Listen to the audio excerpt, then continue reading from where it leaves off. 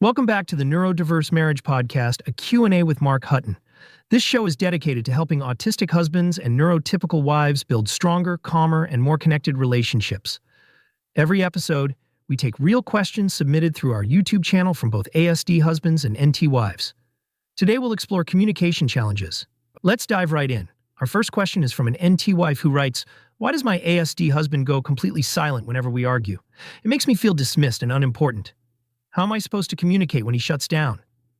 Yeah, that's incredibly common, and it can be heartbreaking for the NT spouse. Now, silence in autistic people during conflict is rarely a choice. It's more like a shutdown response.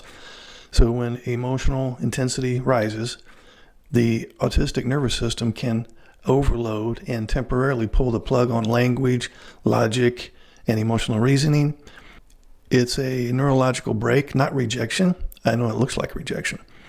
But a shutdown often means I'm overwhelmed and need safety before I can even think it clearly. So here's what you both can do. First of all, create a pre-agreed pause signal so he can step back without hurting you. Second, try to set up a return time so you don't feel abandoned. And thirdly, use structured communication afterward. For example, shorter sentences, one issue at a time, or just writing things down. And this transforms shutdowns from being something painful into something predictable and manageable. I love how you frame that as a protective mechanism, not a withdrawal of love. I think a lot of NT spouses hear silence and assume the worst, when really it's more like an overloaded circuit breaker flipping off. That distinction alone is so healing for many listeners. Our next question is from an autistic husband who says, "My wife says I don't care about her feelings, but I do care. I just don't know what to do in the moment. How can I show empathy even if I don't fully understand what she's feeling?" Yeah, this question touches so many ASD husbands who, they truly care, but they don't know how to express empathy spontaneously. And that's not lack of love. It's a neurological difference in emotional decoding. So what helps is using what I'm just going to call intentional empathy tools. Number one would be use empathy scripts. I hear you. Your feelings matter to me. Help me understand what you need right now. Secondarily, you would ask clear questions. For example, do you want comfort, someone to listen, or help solving a problem?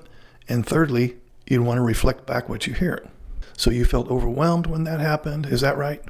So these strategies signal care even when the emotional landscape is unclear. And that's huge, because many ASD husbands worry that scripts somehow make them less authentic, when in reality, NT partners often experience scripted empathy as deeply caring. Structure helps connection. This question comes from another NT wife who writes, "I feel like I carry the entire emotional load of our marriage. My husband is a good man, but he doesn't initiate conversations, intimacy, or emotional check-ins. Is this normal in neurodiverse relationships? And how do I cope without feeling resentful?" Yes, this experience is very common and is incredibly taxing for NT wives. Emotional labor like checking in, anticipating needs, maintaining closeness, and so on often lands heavily on the neurotypical partner simply because autistic spouses may not intuitively notice these needs. So here's some solutions that preserve connection without relying on spontaneous emotional initiation. First, build structured connection routines. A nightly 5-minute check-in, a weekly connection ritual, a predictable how are we doing moment each week. Second, use external supports like calendars or reminders to cue emotional engagement. Third, communicate the imbalance gently. For example, you could say, "I'm overloaded, let's divide emotional tasks more intentionally." And fourthly, create small, predictable gestures he can reliably offer, like a daily hug, a check-in text, or a shared evening ritual. So predictability reduces resentment because it eliminates the waiting and wishing. That point about predictability is so powerful. When NT partners know when emotional connection is coming, there's far less emotional panic. And for ASD husbands, structure feels safer and more doable than trying to read the room. It's a win for both sides. Here's a heartfelt question from an ASD husband. "I get overwhelmed when my wife expresses strong emotions. I'm not trying to ignore her. I just freeze. What can I do when her intensity feels like too much for me to process?" Emotional intensity acts like sensory overload for many people on the autism spectrum. It's not that he doesn't care, it's that his nervous system interprets a strong emotion like it's an oncoming emotional storm.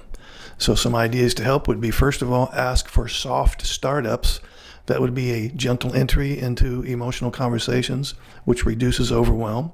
Second, name what's happening. I want to hear you. I'm just overloaded right now. Can we slow it down? Third would be to use a step back, step in system. This is where you take 5 to 10 minutes to regulate, but always return. And fourthly, have conversations side by side, because this could be walking, driving, or sitting together, and this reduces pressure and eye contact intensity. And these tools allow emotional connection without overloading the autistic nervous system.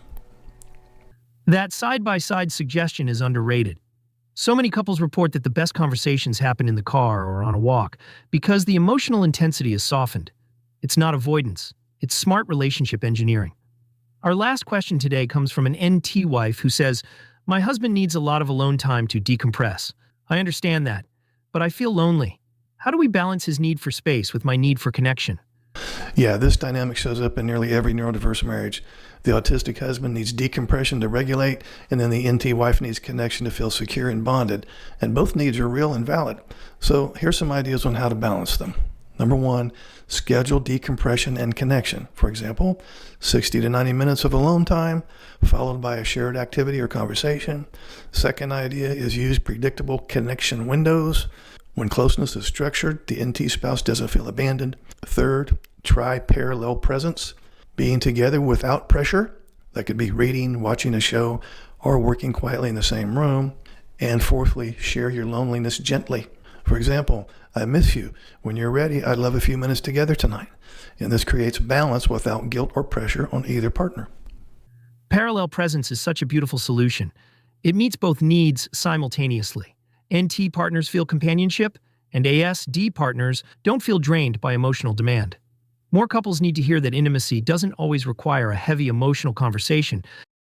That wraps up today's episode of the Neurodiverse Marriage Podcast. Thank you for listening, and a special thanks to everyone who submitted questions. If you have a question for a future episode, leave it in the comments under any of our YouTube videos. We truly appreciate you, and we'll see you next time.